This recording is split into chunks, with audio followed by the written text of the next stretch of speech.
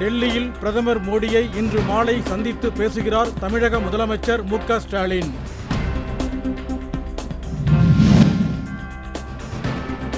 தருமபுரி மாவட்டம் கடத்தூரில் பாமகவின் மூத்த முன்னோடி கனல் ராமலிங்கத்தின் படத்தை திறந்து வைத்தார் அன்புமணி ராமதாஸ்.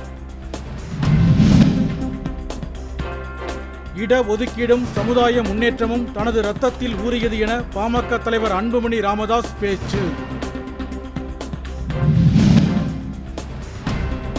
கேரளாவில் 8 நாட்களுக்கு முன்பாகவே தொடங்கியது பருவமழை. கட்டக்கா என்ற இடத்தில் 100க்கும் மேற்பட்ட மரங்கள் சாய்ந்தன.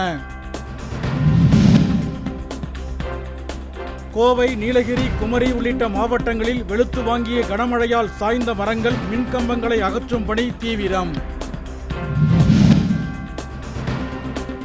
நீலகிரி, கோவை, தென்காசி, நெல்லை மாவட்டங்களில் இன்று கனமழைக்கு வாய்ப்பிருப்பதாக வானிலை நடுவம் தகவல். பெரியார் பல்கலைக்கழக தற்காலிக துணைவேந்தரை நீக்கவும், ஆட்சி மன்ற குழுவை கூட்டவும் அரசுக்கு மருத்துவர் ராமதாஸ் வலியுறுத்தல்.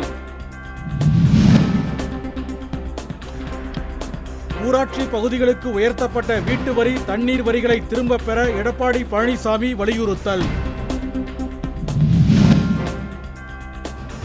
பயங்கரவாதத்தை இந்தியா ஒருபோதும் சகித்துக் கொள்ளாது, அணு ஆயுத மிரட்டலுக்கு அடிபணியாது என ஜெய்சங்கர் பேச்சு. காஷ்மீரில் பாகிஸ்தான் தாக்குதலால் பாதிக்கப்பட்டவர்களை நேரில் சந்தித்து ராகுல் காந்தி ஆறுதல்.